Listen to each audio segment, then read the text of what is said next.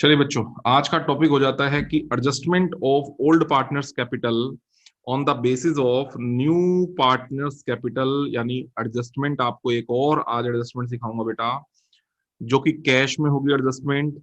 ठीक है, हमने एक एडजस्टमेंट ये सीखी थी कि नया पार्टनर जो आएगा वो कितना पैसा लेके आएगा, ये मिसिंग होगा। तो हमने क्या सीखा था बेटा, पुराने पार्टनर्स की कैपिटल को एडजस्ट करके अपना जो है नया पार्टनर प्रोपोर्शनेट लेके आ जाएगा। ये टॉपिक हमने लास्ट किया। आज के टॉपिक में क्या बोलता है कि नया पार्टनर जो आएगा वो कितना पैसा लेके आएगा, ये गिवन होगा। तो फिर सर, फिर बाकी बात भी खत्म हो गई। फिर पुराने पार्टनर्स की कैपिटल तो गिवन ही होती है, नया पार्टनर जो लेके आएगा वो भी गिवन होगा। तो रह क्या गया फिर बेटा, जो नया पार्टनर लेके आएगा वो जितना पैसा लेके आएगा उसके बेसिस पे पुराने पार्टनर्स की जो कैपिटल लगी हुई है उसको दोबारा से रीएडजस्ट किया जाएगा।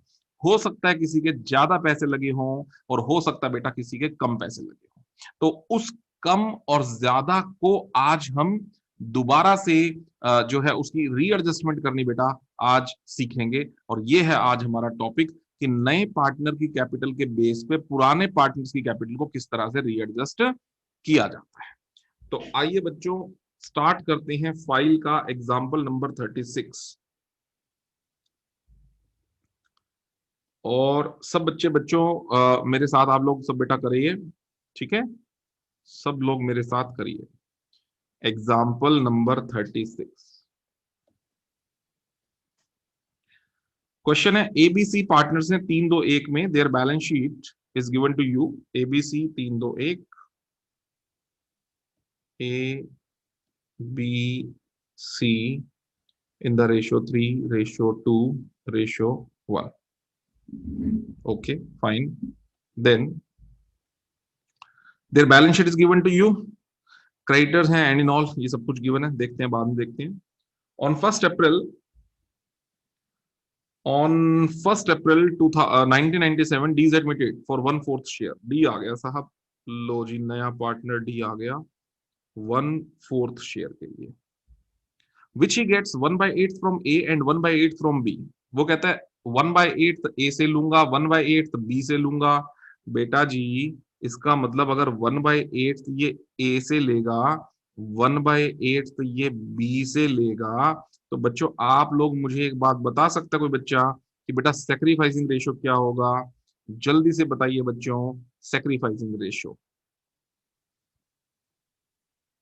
एनीवन? इक्वली। इक्वली। बेटा मैं बस इतना चाह रहा हूं, ऐसे बताओ जैसे 3 पार्टनर्स हैं तो exactly what ratio what ratio what, ये चाहता हूं, ये आंसर करो। तो 1:1:2। 1:1:2। नो, नहीं Siya, no it not 1:1:2। Anybody else?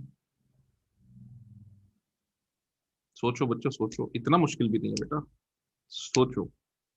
आप तो सब लोग चैंपियन हो, बता दोगे। सोचो, what is sacrificing ratio?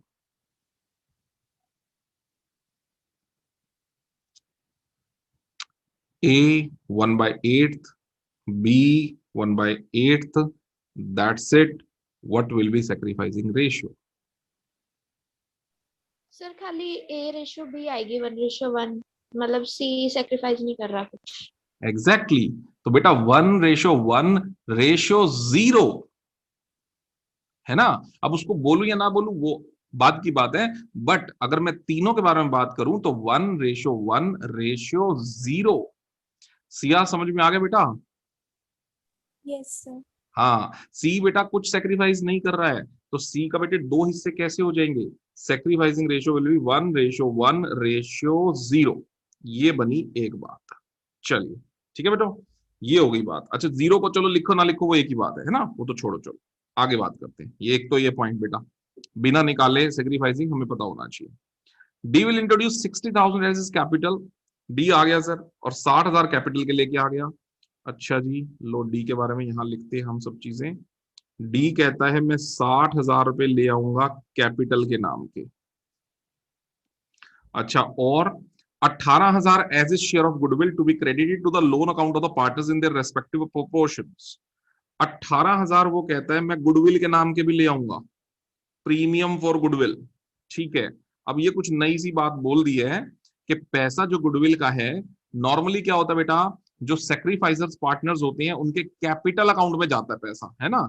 Normally तो सर यही होता है कि जो सेक्रीफाइसर्स पार्टनर्स होते हैं उनके कैपिटल अकाउंट में जाता है पैसा। बिल्कुल सही बात है, लेकिन बुक वाले ने स्पेशली बता दिया कि भाई उनके कैपिटल अकाउंट में नहीं डालना पैसा। लो जी, कमाल होगी, बुक वाले ने कहा कैपिटल अकाउंट में डालना ही नहीं पैसा। सर पैसा कौन से अकाउंट में डालना है फिर? लोन अकाउंट में बोल दिया बुक वाले ने तो।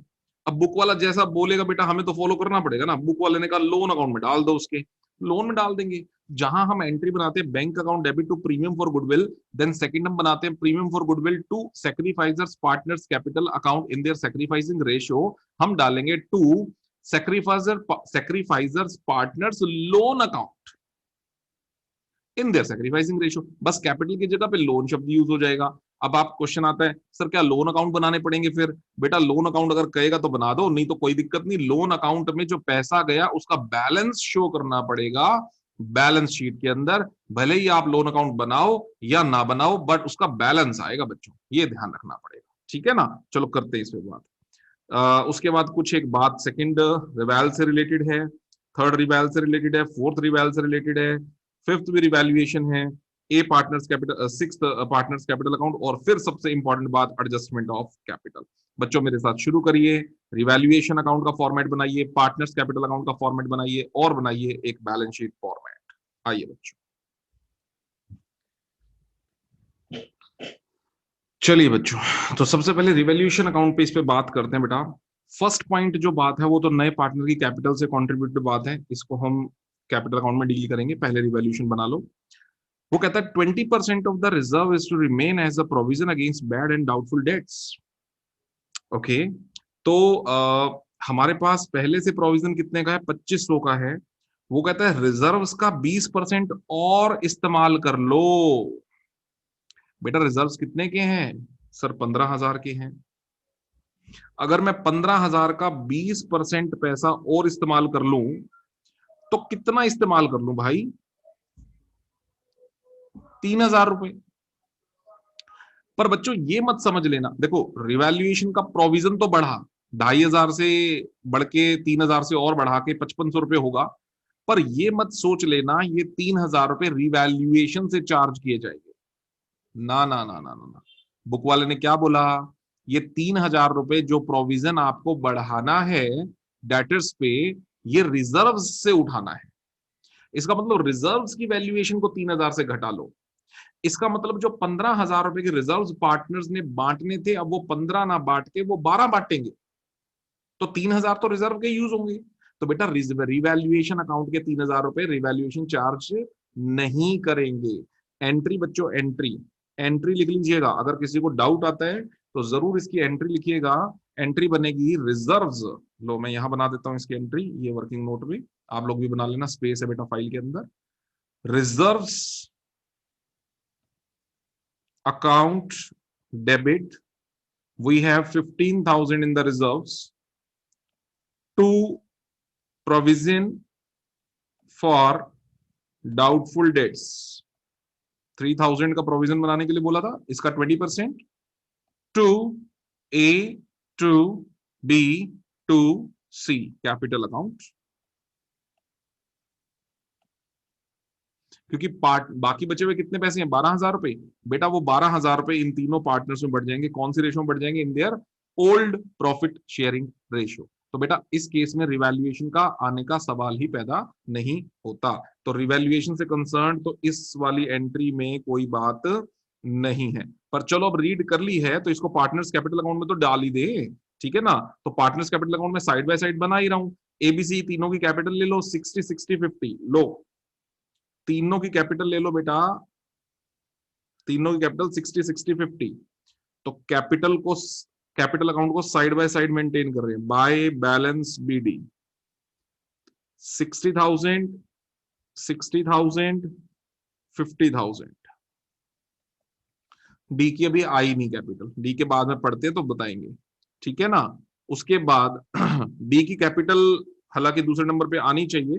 चलो डी फर्स्ट पॉइंट पढ़ लो, फिर फर्स्ट पॉइंट भी साथ ही कर लो। D will introduce 60,000 as his capital. लो जी, डी की वाले बात कर लेते हैं। बाय कौन सा बैलेंस गिवन है ऑलरेडी, कैश, तो कैश में ही जोड़ूंगा, बाय कैश। डी कितने पैसे लेके आ गया, 60,000 रुपए। फिर फर्स्ट पॉइंट कंप्लीट ही कर लो बेटा। 18,000 रुपए वो प्रीमियम फॉर गुडविल का लाया है। एंट्री क्या बनेगी, bank account debit to premium for goodwill 18,000। उससे अगली एंट्री क्या बनेगी, आओ वर्किंग नोट में लिख लेते हैं उसकी अगली एंट्री। 18,000 रुपीज का जो प्रीमियम फॉर गुडविल है, एंट्री नंबर 2 बच्चों। मैं सिर्फ मेन मेन एंट्रीज बना रहा हूं बच्चों, सारी नहीं बना रहा हूं, ठीक है ना। आपको बस कॉन्सेप्ट समझाने के लिए मेन मेन एंट्रीज बना रहा हूं। तो इससे हालांकि पहले बनेगी बैंक टू प्रीमियम, अगली क्या बनेगी, premium for goodwill account debit. कितना आया प्रीमियम फॉर गुडविल का, 18,000 टू कौन कौन सेक्रीफाइजर है, एज, बट कैपिटल नहीं बच्चों, कैपिटल नहीं कर देना। बुक वाले ने साफ साफ बोला है कि जो पैसा आएगा वो पैसा उनके लोन अकाउंट में ट्रांसफर होगा। तो बेटा जैसा बुक वाला आपको बोलता जा रहा है हमें बेटे वैसे ही फॉलो करना पड़ेगा ना। तो to A's loan account, to B's loan account. तो sacrificing ratio was among these two persons ratio 1:1।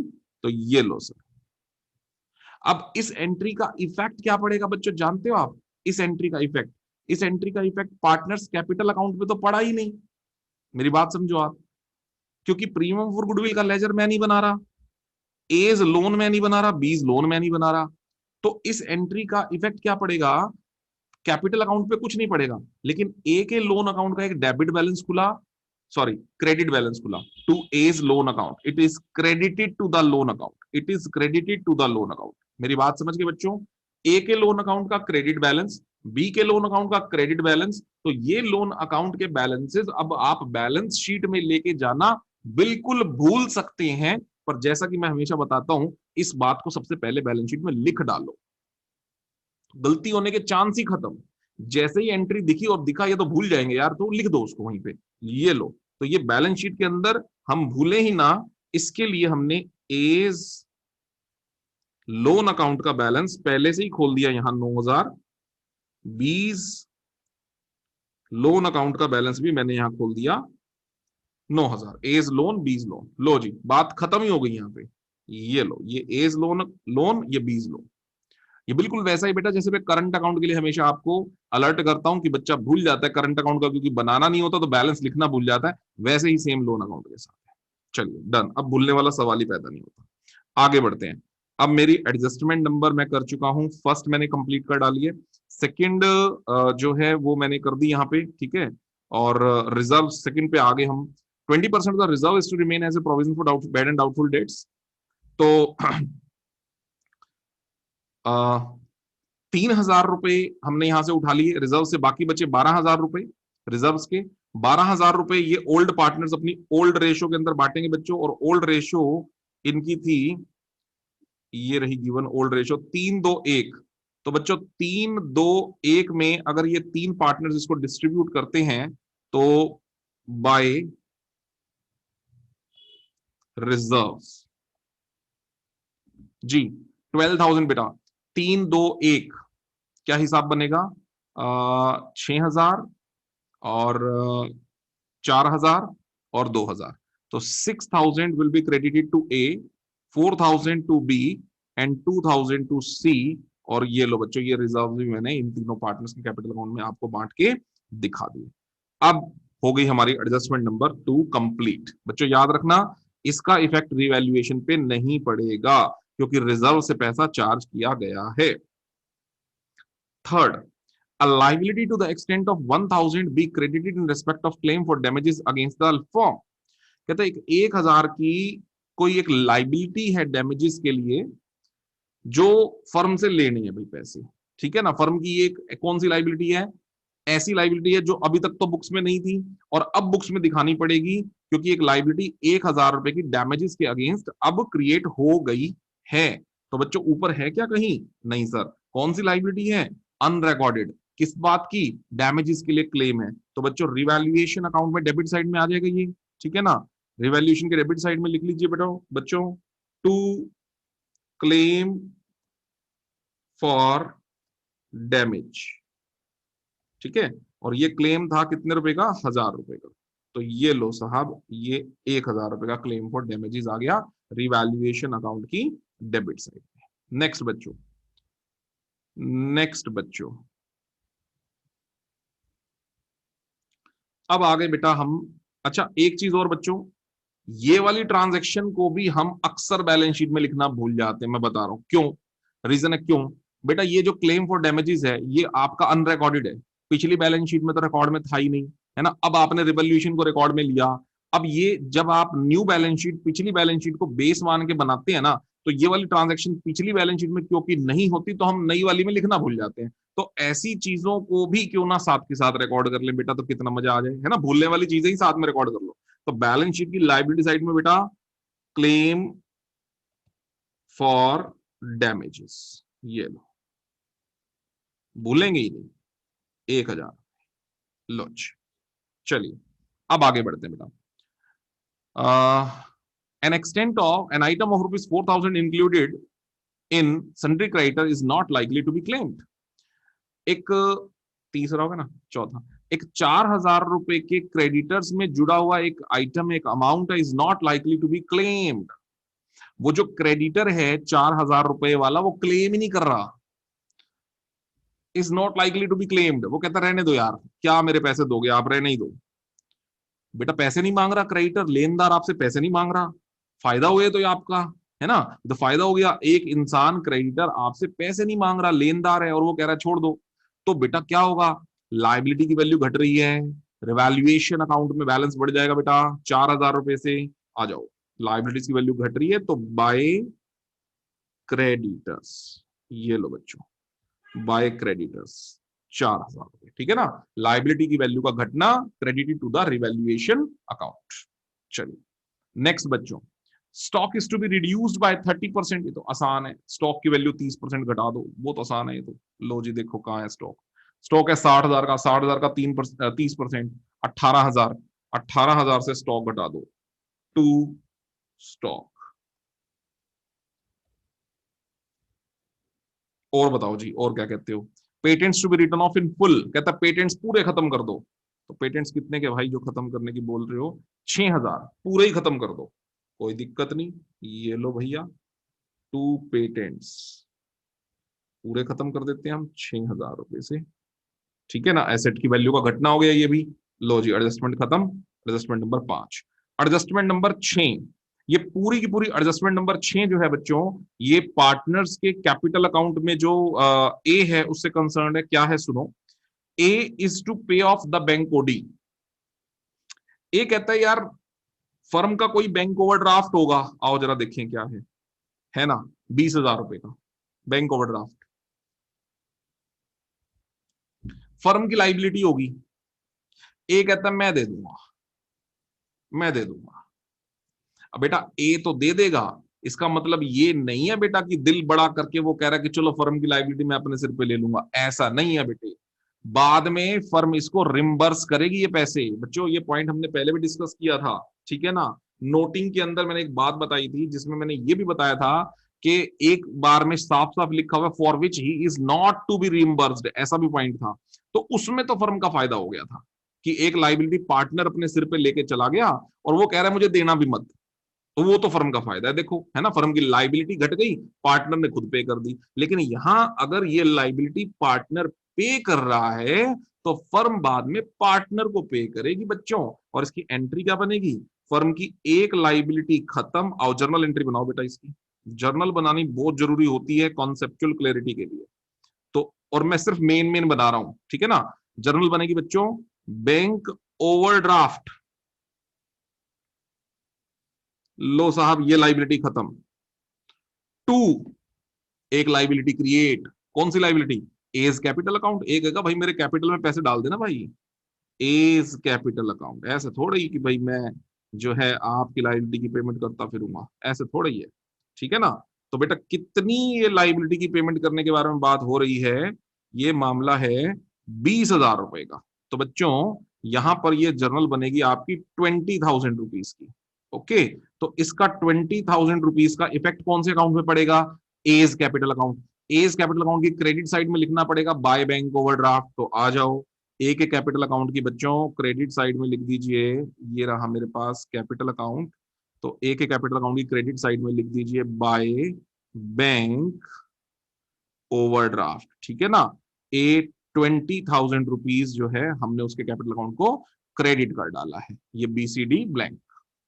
चलिए, अब बच्चों इतनी बात समझ में आने के बाद में मेरे ख्याल से बाकी तो सारा काम कंप्लीट है सर। अब सिर्फ ये रह गया after making the above adjustment वाला मैटर पढ़ना रह गया है ना, यही रह गया ना बच्चों। तो ये वाली बात तो बेटा पढ़नी बाद में होती है, पहले एडजस्टमेंट तो कर लें सारी, है ना। रिवेल तो क्लोज कर लें, पार्टनर्स बैलेंस शीट से तो पार्टनर्स कैपिटल अकाउंट में एडजस्टमेंट कर लें, पहले सारा काम तो कर लें, उसके बाद पढ़ेंगे ये वाली बात। तो आओ बच्चों, अब पहले तो रिवैल्यूएशन में अपना क्लोज कर लूं। ठीक है, सबसे पहले तो मैं रिवैल्यूएशन क्लोज कर लूं। तो 18 और 6 बेटा कितना हो गया? 24 और 1 25। ठीक है, 25,000 on the debit side, -4 that is 21,000. What is this? This is revaluation loss by partners capital account. Okay, A B C ये तीन लोग इसके लिए रेस्पॉन्सिबल हैं, तो इन तीनों में ये डिस्ट्रीब्यूट हो जाएगा। हाँ शगुन बेटा, क्या कह रही बेटा? सर पुरानी गुडविल भी है, वो तो लिखी नहीं आपने। करेंगे बेटा, अभी करेंगे ना, अभी करेंगे। मैंने पुरानी बैलेंस शीट का बेटा अभी कोई पॉइंट नहीं डिस्कस किया, हो सकता है उसके अंदर कोई और बातें भी हों, है ना। अभी बस एक ही मैटर रह गया, वो रह गया पुरानी बैलेंस, जो बैलेंस शीट है उससे कैपिटल अकाउंट को डील करना है, वो भी मैंने करा ही नहीं है। 10 500 7,000 और 3,500, 7,000 और 3,500। लो बच्चों, ये रिवैल्यूएशन आ गया पार्टनर्स कैपिटल अकाउंट। इसको कहां ले जाऊं? पार्टनर्स कैपिटल अकाउंट की डेबिट साइड में। ये रही बच्चों पार्टनर्स कैपिटल अकाउंट की debit side to revaluation account. 10,500 7,000 3,500 nil, ये तो लॉस में पार्टिसिपेट नहीं करेगा, डी। ये हो गया। अब बच्चों बस अब कुछ नहीं बचा, बचा है ये कि जो पुरानी बैलेंस शीट है उसके अकॉर्डिंगली आप देखो पार्टनर्स कैपिटल अकाउंट में क्या कुछ जाना लायक है। आओ बच्चों देखते हैं। सेंट्री क्रेडिटर नहीं, ओडी हम कर चुके, रिजर्व हम बांट चुके, रिजर्व हम बांट चुके, है ना। जो चीज एडिशनल इंफॉर्मेशन में आती गई थी मैं उसको साथ के साथ डील करता गया था, ताकि मुझे एडिशनल इंफॉर्मेशन बार बार ना पढ़नी पड़े। इवन दैट मैंने इस बात का भी ध्यान रखा है, जो चीज बैलेंस शीट में जाने लायक है और हम भूल सकते हैं उस चीजों को, उसको भी मैं बैलेंस शीट में साथ के साथ ले गया। ये क्वेश्चन को करने का बहुत स्मार्ट तरीका है बच्चों, जो मैंने आपको बताया, और आपको इसको धीरे धीरे अडॉप्ट कर लेना है इस टेक्निक को। ठीक है, चलो रिजर्व हो गई, कैपिटल मैंने ऑलरेडी लिख ली, लाइबिलिटी तो खत्म सर। एसेट्स पे आ जाओ, cash, debtor, provision, stock, patent, fix, कुछ भी नहीं है गुडविल को छोड़ के। गुडविल एक ऐसी चीज है जो जिसको हमें राइट ऑफ करना है पार्टनर्स कैपिटल अकाउंट की डेबिट साइड में। तो 15,000 रुपए की गुडविल को बच्चों जब आप राइट ऑफ करोगे तो ये हो जाएगा 7.5, 5 और 2500, टू गुडविल। 7,500 5,000 2500, ये लो साहब, ये गुडविल हो गई राइट ऑफ। डन बच्चों, अब मेरी सारी एडिशनल हो गई। रिवेल मैंने पोस्ट कर दी, रिवेल का बैलेंस मैं ले गया, बैलेंस शीट मैंने कर ली। अब एक बार के लिए एडजस्टमेंट करने से पहले पहले मुझे अकाउंट क्लोज करने पड़ेंगे। जैसा कि मैं आपको हमेशा बोलता हूं, एक बार अकाउंट की क्लोजिंग चाहिए होती है। हालांकि हम बिना अकाउंट क्लोज करे भी कर सकते हैं, पर हमें वो टेक्निक यूज करनी जो बेस्ट हो, जिसमें गलती होने के चांसेस जीरो हो, वो ये है। 60 66 66 और 20 86,000, दूसरे का 64,000, तीसरे का 52,000, चौथे वाला सिर्फ कैपिटल ही लेके, ऑब्वियसली कैपिटल की ट्रांजैक्शन है, 60,000। बैलेंस कर लो बच्चों, 86 64 52 60, टू बैलेंस कैरिड डाउन। और बच्चों ये बैलेंस मेरे पास आ जाएगा, बैलेंस करने के बाद में ये आ जाएगा 68 52 46 60, 68 52, 46 एंड 60,000। और इस बैलेंस को हम आगे उठा लेते हैं बाय बैलेंस ब्रॉट डाउन।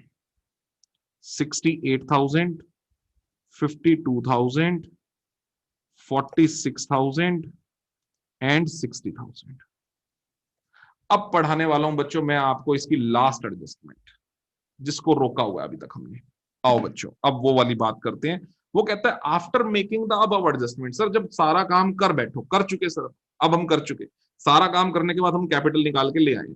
वो कहता है the capital accounts of the old partner, मतलब पता है किसके बारे में बात हो रही है बेटा, इन कैपिटल्स के बारे में बात हो रही है। 68, 52, 46 इन तीनों के बारे में बात हो रही है, इन तीनों कैपिटल्स के बारे में। कहता है क्या करो, इसको एडजस्ट करो। कैसे? On the basis of Ds capital. D जो पैसा लेके आया, कितना लेके आया भाई डी पैसा? 60,000 लेके आया। डी कितना पैसा लेके आया बेटा? 60,000 लेके आया। उसके बेसिस पे मतलब कि क्या, मतलब कि ये डी अपने कितने हिस्से के लिए 60,000 लेके आया बच्चों? 1/4 के लिए, 1/4 के लिए। कहते डी जो 1/4 के लिए लेके आया उसको बेस मानो, और उसके बेस पे पुराने पार्टनर्स की कैपिटल को रीएडजस्ट कर दो। ठीक है ना? आओ बच्चों इसके बारे में बात करते हैं। वर्किंग नोट बना लीजिएगा सब लोग अपना, इसका साफ सुथरा सा। लो यहां मैं बना रहा हूं स्पेस पे वर्किंग नोट, ठीक है ना? यहां वर्किंग नोट बनाओ बेटे कि डीज शेयर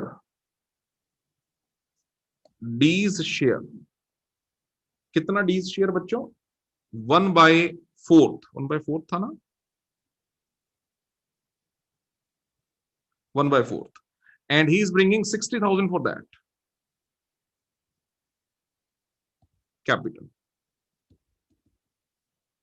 इस चीज को बेटा उसने क्या कहा, क्या मानो इसको, इसको बेस मानो, इसको मानो बेस, और इसके बेसिस पे सबकी कैपिटल रीएडजस्ट करो। तो बेटा फर्म की टोटल कैपिटल अगर इसको बेस मान के निकालूं तो क्या निकल आएगी? 60,000 इंटू 4/1। हाँ सर ठीक बात है, 60,000 4/1 कितनी होगी बेटा? अगर मैं डी को बेस मान लू तो 2,40,000 रुपए। किसकी कैपिटल? टोटल कैपिटल किसकी? Of firm. फर्म बोले तो A plus B plus C plus D. D के हिसाब से, जैसा कि बुक वाले ने कहा, डी के हिसाब से फर्म की टोटल कैपिटल 2,40,000 होनी चाहिए, डी को बेस मान ले तो। अब क्वेश्चन ये सर इसका करें क्या 2,40 का? बच्चों इसको बांटो न्यू प्रॉफिट शेयरिंग रेशो में, क्योंकि डी जब आया है तो अब उसके आने के बाद कौन सी रेशो फॉलो होगी? न्यू, है ना? डी के बाद न्यू रेशो फॉलो होगी, सारा सिस्टम बदलेगा फर्म का, तो उसको बेस मानने की बात हो रही है। तो इसका मतलब न्यू प्रॉफिट शेयरिंग रेशो में 2,40,000 को बांटेंगे। आओ बच्चों न्यू रेशो निकालते हैं, आइए बच्चों मेरे साथ, हम कैलकुलेशन अब करने जा रहे हैं न्यू रेशो की। लीजिए न्यू रेशो, और जो मैं न्यू रेशो के बारे में बात कर रहा हूं बेटा, तो ए का ओल्ड रेशो क्या था? ए का ओल्ड रेशो सर 3, 2, 5, 1, 6, 3/6 था।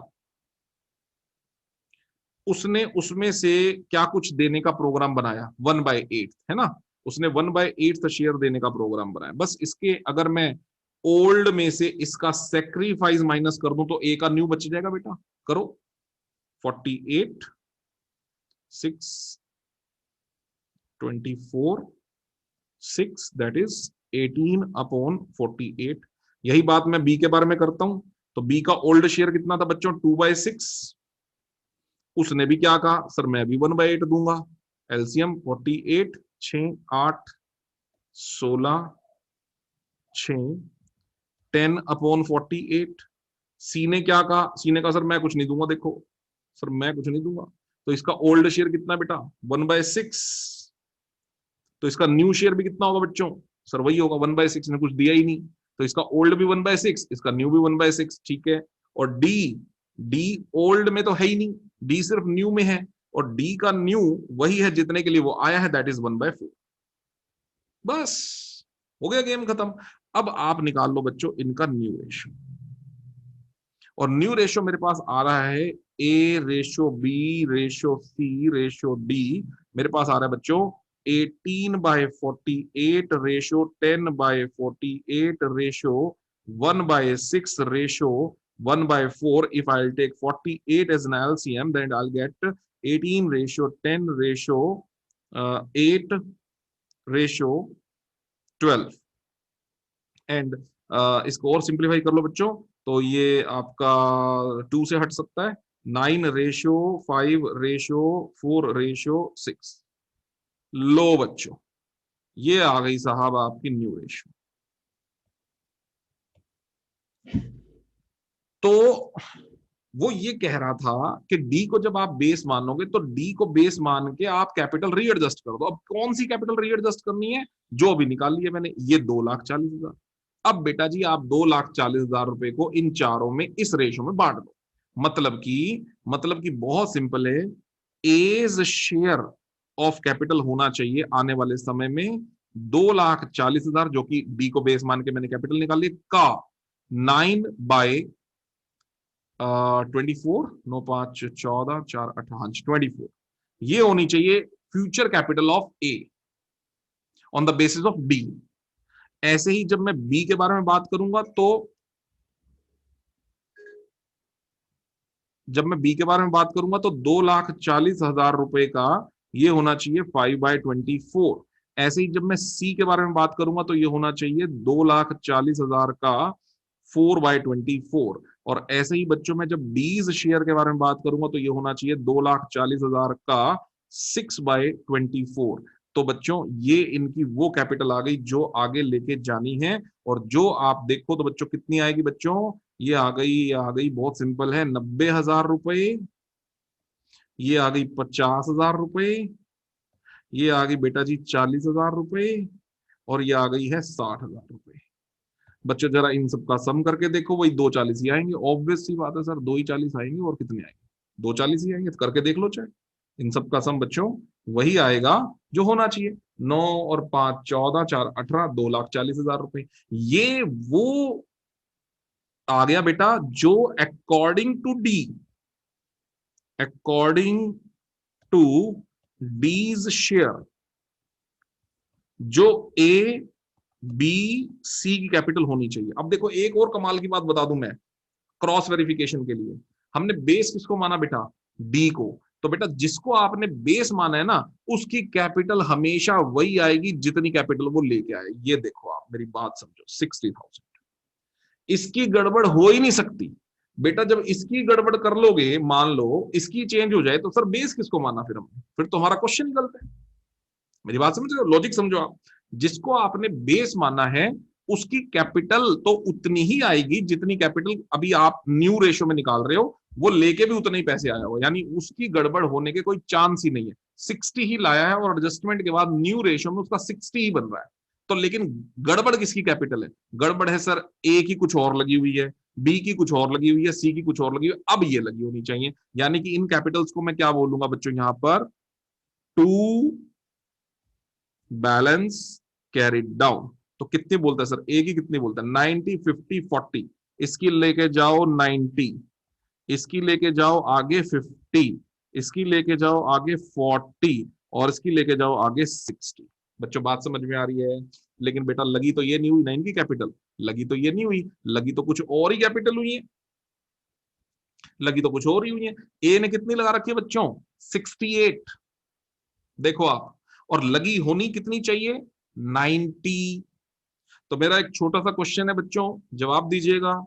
शगुन बेटा जवाब दीजिएगा कि ए के पैसे बेटा ज्यादा लगे हुए हैं अभी प्रेजेंटली या कम लगे हुए हैं? ए की सर कब लगे हुए हैं? बेटे वो लेके आएगा पैसे या ले जाएगा? लेके आएगा। लेके आएगा, तभी तो हिसाब बनेगा।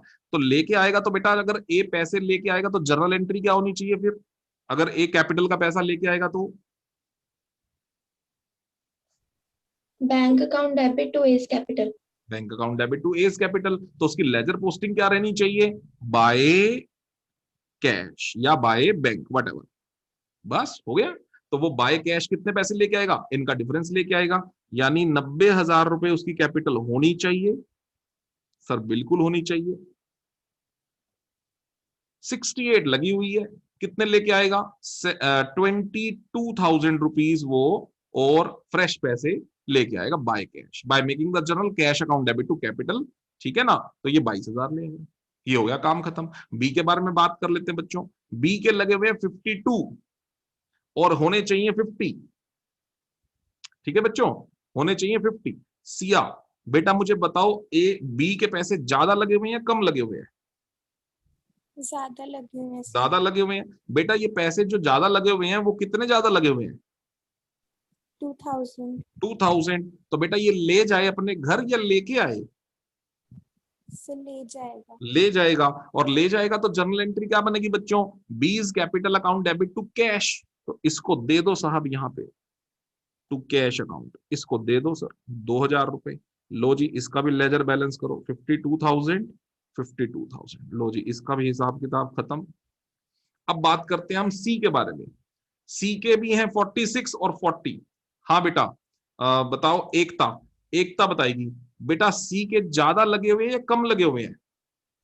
ज्यादा लगे हुए हैं। ज्यादा लगे हुए हैं। कितने ज्यादा लगे हुए हैं बेटे? 6,000। 6,000। तो सी को भी 6,000 दे दो। ये लो जी 46,000, और ये दो जी इसको 6,000 रुपए इसको पकड़ाओ।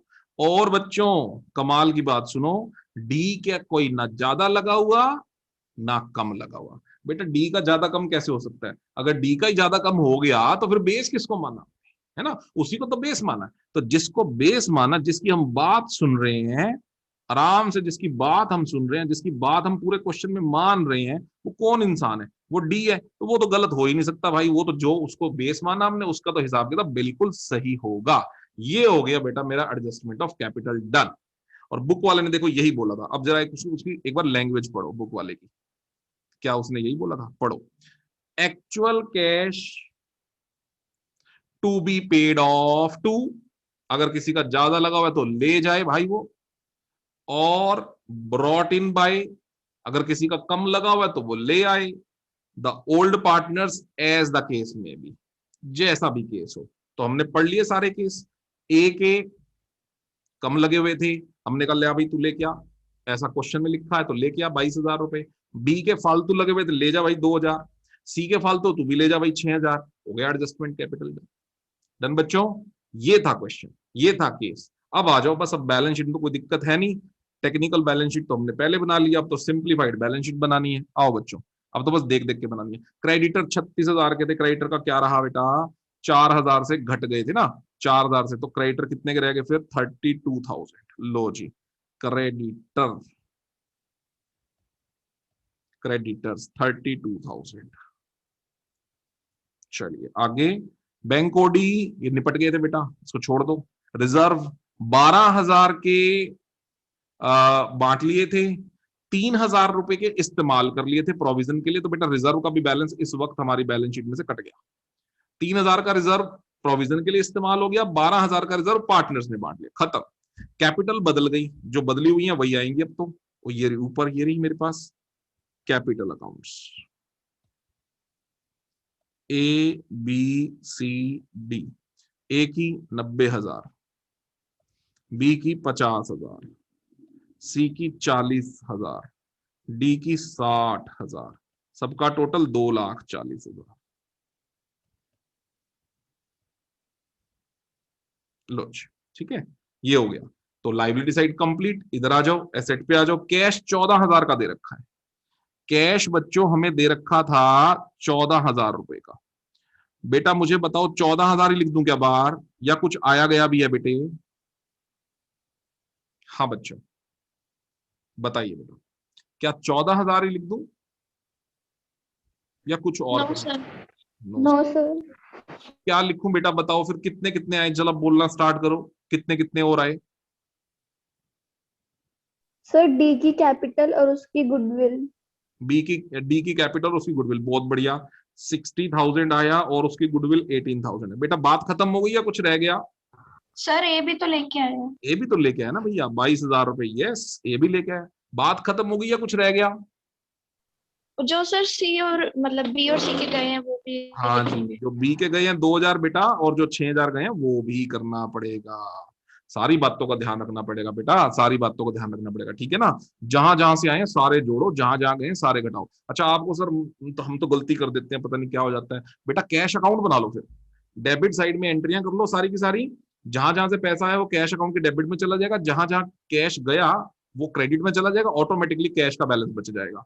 ठीक है, जरूरी हो तो बना लो, नहीं तो टाइम वेस्ट करने की जरूरत नहीं है। बुक वाले ने तो आपसे 3 चीजों की डिमांड करी है, तो टाइम वेस्ट करने की जरूरत नहीं है। तो बैलेंस हो जाएगा अभी 60 और 14, 74 और 18। ये हो गया बेटा, कितना हो गया चलो सारा का सारा एडजस्ट करके देखो कितना रह गया। ये कैश रह जाएगा एडजस्टमेंट के बाद में मेरे पास में 1,06,000। बेटा चेक कर लेना, यही आएगा 1,06,000 रुपए।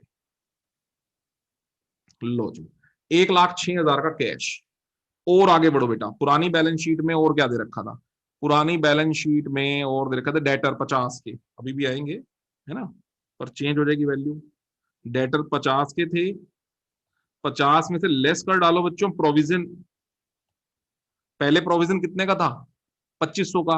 अभी 3000 रिजर्व वाला प्रोविजन भी बढ़ा था, तो 5500 का प्रोविजन हो गया। 5500 का प्रोविजन हो गया, तो बच्चों कितना रह जाएगा फिर? 44,500 रुपीज के रह गए डेटर्स। नेक्स्ट, स्टॉक 60 का था सर, स्टॉक सर 60 का था, और स्टॉक का क्या कुछ हुआ यहां पर जरा एक बार देखते हैं। स्टॉक 18 से कम हो गया, तो 60 में से 18 गए, 42 का स्टॉक बचना चाहिए। स्टॉक 42,000 का बचना चाहिए। ओके, पेटेंट्स 6, ये तो खत्म ही कर दिए थे, इसकी तो वैल्यू ही गई 0, पेटेंट 0। फिक्स एसेट 98,500 पूरा ही रहेगा बेटा। फिक्स्ड एसेट्स 98,500 पूरी वैल्यू चेंज ही नहीं हुई इसकी वैल्यू तो।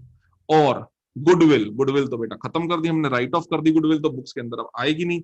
And that's it. अब आप अपनी बैलेंस शीट की बेटा जी दोनों साइडें अगर मिलाओगे तो बिल्कुल 2,91,000 on the both sides you will definitely get, I am 100% sure. ठीक है, 2,91,000 विल बी द बैलेंस, 2,91,000। ठीक है, बैलेंस शीट बनाने से पहले मेरा आपको कहना है भगवान राम का नाम ले लीजिएगा बच्चों, ठीक है ना, तो बैलेंस शीट जरूर मिल जाती है,